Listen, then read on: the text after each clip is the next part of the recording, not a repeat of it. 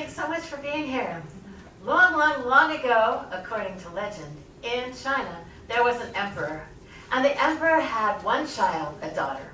She was beautiful, she was rich, but not only that, she was kind, and she was intelligent, and she was clever. And so her father knew that when she reached marriageable age, there would be no lack of suitors for her hand. But because he loved his daughter and he wished her to be happy, he wanted to think of a way to ensure that she would have a happy marriage. He didn't know quite what to do, and so he called his advisors. Actually, he called the chief consulting firm there in China, in ancient China, and they did some projections, they ran some statistical analysis, they did some means, and they put it all on an Excel spreadsheet, developed a PowerPoint presentation, and just to be sure, they called an astrologer, and they ran it through ChatGPT.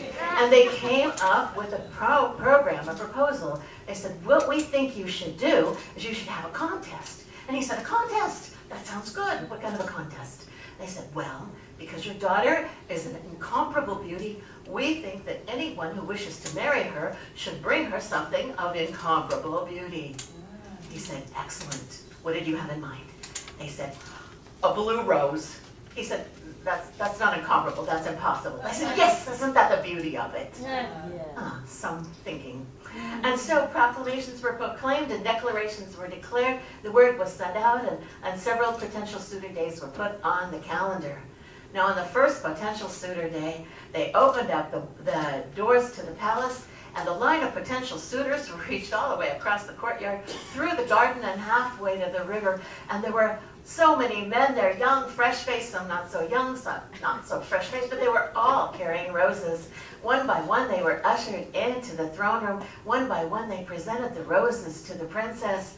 There were white roses and red roses and pink roses and orange roses with yellow tips and white roses with red tips. So many roses. There were floribundas and tea roses and wild roses and climbing roses, all kinds of roses.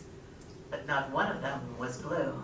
And so all of those potential suitors were sent away thinking, okay, so they were serious about the blue thing. The next potential suitor day, the doors were flung open and the line of suitors reached across the courtyard, through the garden and almost to the river, and they were all holding flowers, blue flowers. One by one, they were ushered into the throne room, and one by one, they handed the princess their flowers. There were blue delphiniums, there were blue gerbera daisies, there were blue lavenders.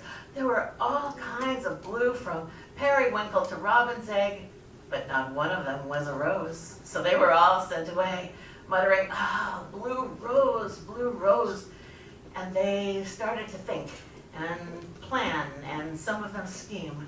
And on the next potential suitor day, the doors were thrown open, and the line of potential suitors reached across the courtyard, through the garden, and almost to the river.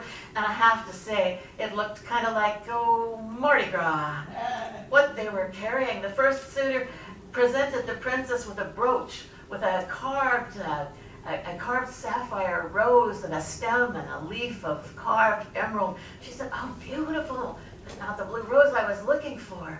The next potential suitor presented her with a vase, porcelain, very thin, eggshell thin, with a blue rose painted in tiny, precise brush strokes. She said, "Exquisite, but not the blue rose I was looking for."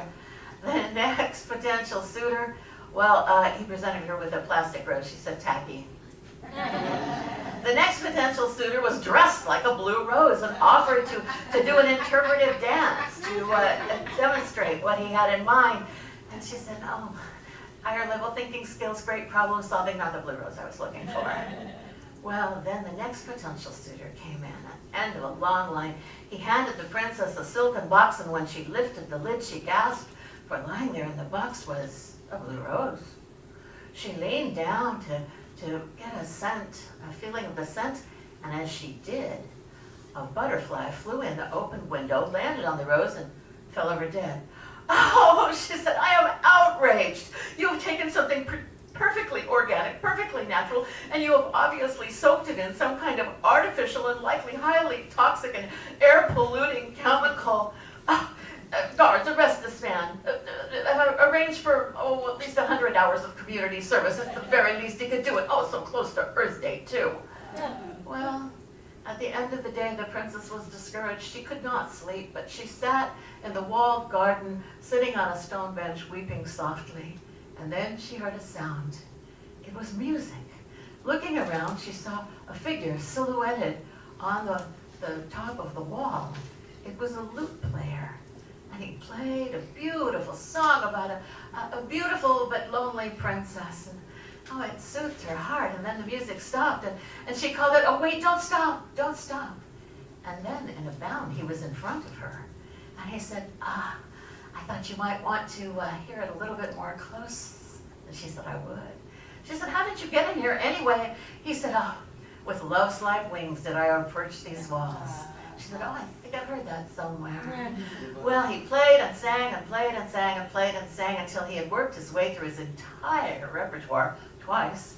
And then they began to talk, and they talked of all the things they loved. They talked of beaches and long walks and sunsets and babies and kittens and, I don't know, pina colada may have come in there somewhere. It was as if they had answered each other's personal ads. And so when the night grew late, or maybe the morning grew early, depending on your point of view, he said, "I'll come back to the palace tomorrow and I'll ask your father for your hand in marriage." And she said, "Oh, yes, yes, yes, oh, no. No." And then she explained to him about the whole blue rose thing, and he said, "I'll see you tomorrow." She said, "Okay." And then to the top of the porch, to the top of the wall, before dashing away, he turned back and said, "Don't worry, be happy." She said, "You know, you could make a song out of that." He said, "I think I will." Well, the next day was a potential suitor day. The doors were thrown open, and the line of potential suitors reached across the courtyard, through the garden, and almost to the river. No, that's wrong. That was the other days. On this potential suitor day, when the doors were thrown open, there was one guy there. It was that lute player. And he had a flower in his hand. He was ushered into the throne room. He handed it to the princess, and he said, "Here is your blue rose." She didn't even look at the flower. She just looked at him. And she said, "Perfect. It's exactly the blue rose I was looking for." And there was a hullabaloo on all sides. People said, "No, no, no, princess, come on. Be sensible. Look down. It's white. It's white. It's not even a little bit blue." She didn't avert her gaze. She said, "I say it's a blue rose, and I am the judge of this contest. Who wants to disagree with me?" Well, everybody looked at the emperor. Surely he would do something there. But he looked at his daughter, and he followed her gaze to that of the young lute player. And the emperor said, "It is as my daughter says, a blue rose. The wedding will be tomorrow." And so the wedding was the next day. It was a lovely event. The whole palace was strewn with petals of one sort or another. And in time, that princess and her lute player became the rulers of the entire kingdom.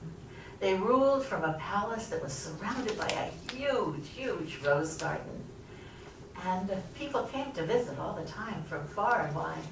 And very often they were heard to say, "What beautiful white roses." But anyone who knew the prince and the princess and who knew their story, they always maintained that all those roses were the most beautiful shade of blue.